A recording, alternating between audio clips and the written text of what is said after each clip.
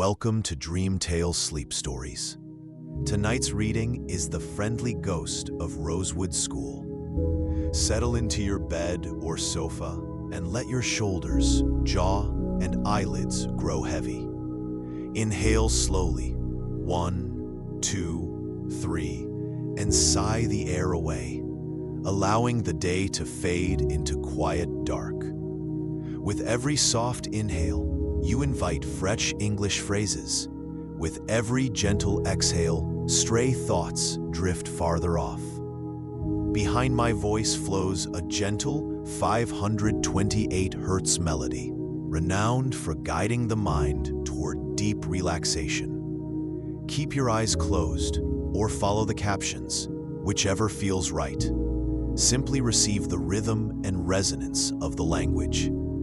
Deep in rest, tonight's phrases will take root like seeds, ready to bloom into stronger English skills with the morning light. When you feel settled, hold that unhurried breath and allow yourself to drift into the tale. The Friendly Ghost of Rosewood School begins now, and when the story's final line has faded, the music will linger a little longer, carrying you gently deeper into sleep. The Friendly Ghost of Rosewood School. Emily was a little girl who lived in Rosewood School. But Emily was not like other children. Emily was a ghost. She died 100 years ago, but she stayed in the school because she loved it very much. Emily had long brown hair and wore a white dress. She was very kind and always wanted to help people. But nobody could see her during the day. Only at night could some people see her soft white light.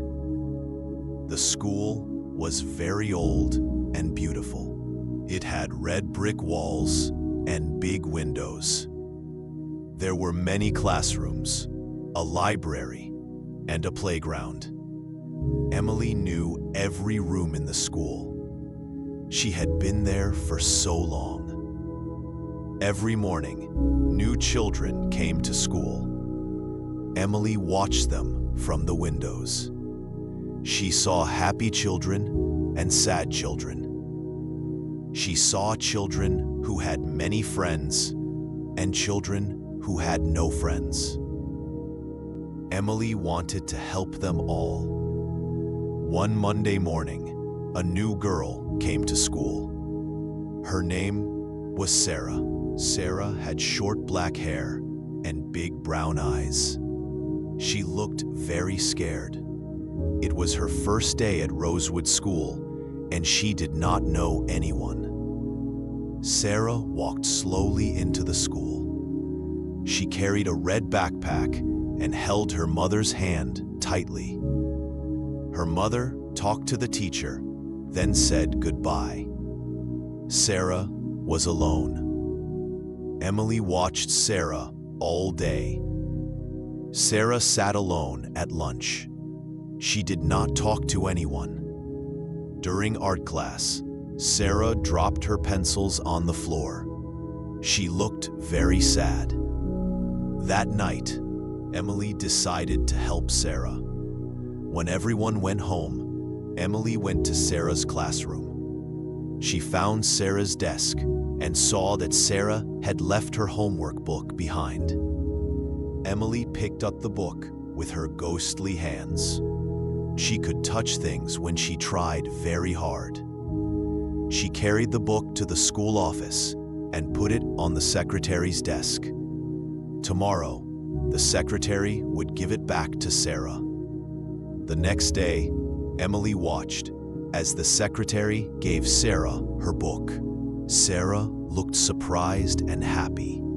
She smiled for the first time. But Sarah was still alone. She needed a friend. Emily thought about this problem all day. That night, Emily had an idea. She went to the library and found a book about making friends. She opened the book to a page with good advice and left it on a table where Sarah would find it. The next morning, Sarah found the book. She read the page that was open. It said, "Smile at people. Ask them questions about themselves. Be kind and share your things." Sarah tried the advice. She smiled at a boy named Tom during math class. Tom smiled back. At lunch, Sarah shared her cookies with a girl named Amy. Amy was very happy. Soon, Sarah had many friends. She laughed and played with them every day. Emily felt very happy watching Sarah. But Emily's work was not finished. There were other children who needed help. There was a boy named Jack who always forgot his lunch. His family was very poor, and sometimes there was no food for lunch. Jack was often hungry, but he was too proud to ask for help. Emily saw Jack's problem. Every night, she went to the school kitchen. The lunch lady, Mrs. Brown, sometimes left extra sandwiches in the refrigerator. Emily took one sandwich and put it in Jack's desk. Every morning, Jack found a sandwich in his desk. He did not know where it came from, but he was very grateful. He ate the sandwich and felt much better. His grades improved because he could think better when he was not hungry. There was also a girl named Lucy who was afraid of the dark. Every evening, Lucy had to stay late for music practice. When practice finished, the school was dark and scary. Lucy was always frightened walking to the front door. Emily decided to help Lucy too. Every evening, Emily made her ghostly light very bright.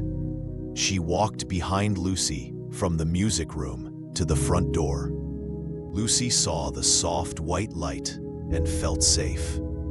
She did not know it was Emily, but she was not afraid anymore.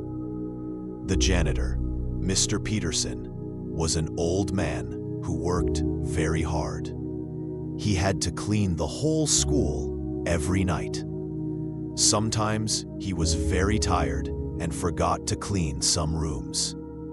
Emily helped Mr. Peterson too. After he went home, Emily cleaned the rooms he forgot. She swept the floors, cleaned the blackboards, and organized the books. When Mr. Peterson came to work the next day, he was surprised to see everything so clean. He thought he was becoming very good at his job. One night, something special happened. A new teacher named Miss Johnson was working late in her classroom. She was preparing lessons for the next day. Miss Johnson was young and loved children very much. Emily was walking through the school when she saw the light in Miss Johnson's classroom. She went to look inside. Miss Johnson was crying. She was holding a letter. Emily felt very sad seeing Miss Johnson cry. She wanted to help, but she did not know how. She listened carefully to understand the problem. Miss Johnson was talking to herself. "I might have to leave this school," she said. "The letter says there is not enough money to pay all the teachers. I love this school and these children so much." Emily was very upset. Miss Johnson was a wonderful teacher. All the children loved her. Emily had to find a way to help. Emily thought about the problem all night. In the morning, she had an idea. She had seen many things in the school over the years. She remembered that the old principal had hidden some important papers in the school many years ago. Emily went to the old principal's office.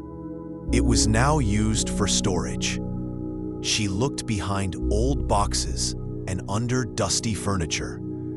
Finally, she found what she was looking for, a metal box hidden behind a bookshelf. Inside the box were old papers and a bag of gold coins. The papers said that a rich man had given the school this money many years ago. The money was for teachers' salaries, but everyone had forgotten about it. Emily had to find a way to show people the box. She could not just put it on someone's desk. That would be too strange. She needed a better plan. The next night, Emily went to the janitor's closet. She moved the box there and made some noise. Mr. Peterson heard the noise and came to check. When he opened the closet door, he found the box. Mr. Peterson was very surprised. He opened the box and saw the gold coins and papers. He could read enough to understand that this was important. The next morning, he took the box to the principal. The principal, Mrs. Davis, was amazed. She read the papers carefully. The gold coins were worth a lot of money, enough to pay all the teachers for many years. Mrs. Davis called all the teachers to a meeting. She told them the good news. Miss Johnson started crying again, but this time she was crying because she was happy. She could stay at Rosewood School. All the children were very happy too. They did not have to say goodbye to their favorite teacher. Emily watched everything from a window. She felt very proud and happy. She had helped many people. Sarah found friends. Jack got food. Lucy was not afraid. Mr. Peterson's work was easier. And Miss Johnson could stay at the school. That night, something magical happened. Emily was walking through the school when she saw a bright light in the library. She went to investigate. In the library, she saw other ghosts. There was an old man in a teacher's suit, a woman in a long dress, and several children in old-fashioned clothes. The old man ghost spoke to Emily. "Hello, Emily," he said. "I am Mr. Rosewood. I built this school many years ago. We have been watching you help everyone." Emily was very surprised. "You can see me?" she asked. "Of course," said Mr. Rosewood. "We are all ghosts who loved this school. We stayed here because we wanted to protect it and help the people inside." The woman ghost spoke next. "I am Mrs. Rosewood," she said. "I was the first teacher here. We are very proud of all the good things you have done." The ghost children smiled at Emily. "We want to be your friends," said a little boy ghost. "We can all help people together." Emily felt so happy. For 100 years, she had been alone. Now she had friends who understood her. She was not the only ghost in Rosewood School. "But remember," said Mr. Rosewood, "we must be very careful. People should not be afraid of us. We help them, but they should not know we are here." Emily nodded. She understood. She had been very careful for 100 years. From that night on, Emily was never alone. She had ghost friends to talk to and play with. But during the day, she continued her important work of helping the living people in the school. Sarah grew up to be confident and kind. She always helped new students feel welcome. Jack became a doctor and helped poor people. Lucy became a music teacher and was never afraid of anything. Miss Johnson taught at Rosewood School for 40 years and helped thousands of children. Mr. Peterson worked until he was very old. He always wondered why his work seemed so easy, but he never complained. Mrs. Davis was the best principal the school ever had. And Emily? Emily continued to live in Rosewood School, helping anyone who needed it. She made sure that no child was ever lonely, hungry, or afraid. She cleaned forgotten corners and found lost things. She protected everyone in her beloved school. Sometimes, on quiet nights, people thought they saw a soft white light moving through the school corridors, but they were never afraid because the light felt warm and safe. Emily had learned the most important lesson of all. Helping others made her feel happy and complete. She had found her purpose, and she had found her family among the other guardian ghosts of Rosewood School. The school continued to be a wonderful place where children learned and grew and made friends. And though they never knew it, they were all protected by the kindest ghost who had ever lived, Emily, the friendly ghost of Rosewood School.